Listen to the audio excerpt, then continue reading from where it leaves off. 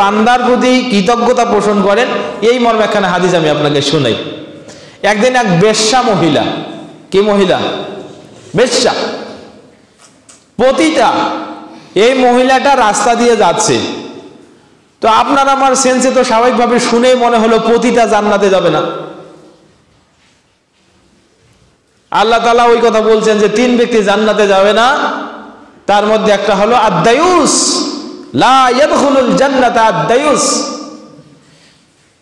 3 ব্যক্তি জান্নাতে যাবে না, তার মধ্যে 3য় নম্বর ব্যক্তি হলো দায়ুস, জান্নাতে যাবে না। আল্লাযী ইউকিররু ফি আহলিহিল খাবাসা, যে তার পরিবারের ভিতরে নোংরামি ছড়িয়ে দেয়, সে জান্নাতে যাবে না। নিজে নোংরামি করে, পরিবারের নোংরামি ছড়ায়। তো এই পতিতা মহিলাটা রাস্তা দিয়ে যাচ্ছে, দেখতে পাচ্ছে একটা কুকুর, পৃথিবীর আবার উৎকৃষ্ট প্রাণী নয়, একটা নিকৃষ্ট জাতের প্রাণী কুকুর, একটা কুয়ার সামনে বসে একবারে জিহ্বা বের করে দিয়ে খুব তৃষ্ণায় কাতর। এই মহিলাটা কুকুরটা দিয়ে থমকে দাঁড়ালো। কুকুরটার প্রতি তার দয়া হলো। তো আরবের মানুষ চামড়ার মোজা পরে, চামড়ার মোজা। আমরা যে স্যান্ডেল মোজা পরছি তারপরে জুতা পরি, কিন্তু আরবের মানুষ যেটাই মোজা ওটাই জুতা। তো পা থেকে চামড়ার মোজা মানে জুতা খুলে নিজের রন্নার আসলে বাঁধলো, বাঁধার পরে পুকুরে নামাই দিল বা কুয়ায় নামাই দিল, মোজা ভর্তি পানি তোলে এবার কুকুরটার মুখে দিল। সুবহানাল্লাহ ওয়া বিহামদিহি। আল্লাহ বলছেন, হে নবী, মানুষকে জানাই দেন কাদ গফারতু লাহা, তাকে আমি ক্ষমা করে দিলাম। সে যে তার সারা জীবন এই বেশ্যাবৃত্তি করলো, পতিতাবৃত্তি করলো, আল্লাহ যে শাকুর, আল্লাহ যে বান্দার প্রতি কৃতজ্ঞ, আবার আল্লাহ যে বান্দার কৃতজ্ঞতা স্বীকার করেন, সেটা বোঝানোর জন্য আপনাকে বলছি যে আল্লাহ সঙ্গে সঙ্গে নবীকে ফরমান বলেন, নবী, যে আমার সৃষ্টি জগতের উপরে দয়া করে, আমি আল্লাহ তার উপরে দয়া করলাম। সে যেহেতু আমার কৃতজ্ঞতা স্বীকার করছে, আমি তাকে ক্ষমা করার মাধ্যমে তার কৃতজ্ঞতা পোষণ করলাম। সুবহানাল্লাহ ওয়া বিহামদিহি। হে নবী, জানিয়ে দাও এই পতিতা মহিলাটাকে আমি জান্নাতে দিয়ে দিলাম। সেজন্য আল্লাহ বলছেন, ইন্নাহু গফুরুন শাকুর। আল্লাহ হচ্ছেন গফুর, অতীব ক্ষমাবান, শাকুর এবং সর্বোচ্চ কৃতজ্ঞতা পোষণকারী। সম্মানিত উপস্থিতি, তাহলে দেখেন আল্লাহ রাব্বুল আলামিন আল কোরআনের 3 নম্বর সূরা, সূরা আলে ইমরান 133 এবং 34 নম্বর আয়াতে আরো কথা বললেন, ওয়াসারিউ ইলা মাগফিরাতিম মির রাব্বিকুম। হে পৃথিবীর মানুষেরা, দৌড়াও তোমরা ইলা মাগফিরাতিম মির রাব্বিকুম, তোমাদের রবের ক্ষমার দিকে, ওয়া জান্নাতিন, এবং জান্নাতের দিকে, আরদুহাস সামাওয়াতু ওয়াল আরদ উইদ্দাত লিল মুত্তাকিন, যে জান্নাতের ব্যক্তি আসমান জমিন শুধু নয় বরং তার চেয়েও বিশাল।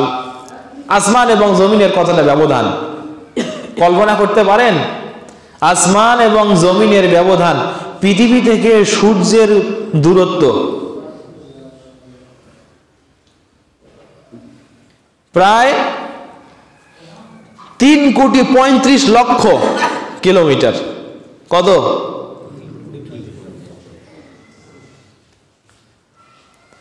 সূর্য থেকে পৃথিবীর জমিনে আলো আসতে সময় লাগে 8 মিনিট 19 সেকেন্ড। তাই এটা তো প্রথম আসমানের কত নিচে। সহিহুল বুখারীর ভিতরে হাদিস এসেছে, তোমরা যত দ্রুতগামী ঘোড়া আবিষ্কার করতে পারবে, তোমরা যত দ্রুতগামী বাহন আবিষ্কার করতে পারবে, এই দ্রুতগামী বাহনগুলো দিয়ে যদি একেবারে বিদ্যুতের গতিতে 1,86,000 কিলোমিটার যায় বিদ্যুৎ 1 সেকেন্ডে। কত সেকেন্ডে? কত মিটার? কত কিলোমিটার?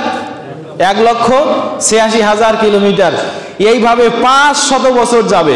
কয় শত বছর? 500 বছর যাবে, তখনই কেবল প্রথম আসমান হয়তো ধরা ছোঁয়া যেতে পারে।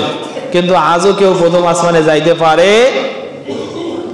এই জন্য তো কিছু মানুষ মেরাজ অবিশ্বাস করে যে না, আমরা এখনো বুঝতে পারলাম না প্রথম আসমান কোথায়, আর তোমাদের নবী 7ম আসমান, তার উপরে সিদরাতুল মুনতাহায় যায়, এটা বিশ্বাস করা যায় না। আচ্ছা, এই বিষয়গুলো নিয়ে আমরা আগামী দিন কথা বলবো ইনশাআল্লাহ।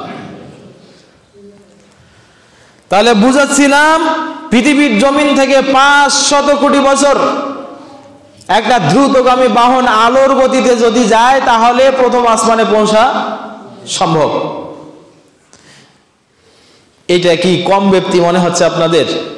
এতটুকু ফারাক, এই বিশাল পরিমাণ ফারাক।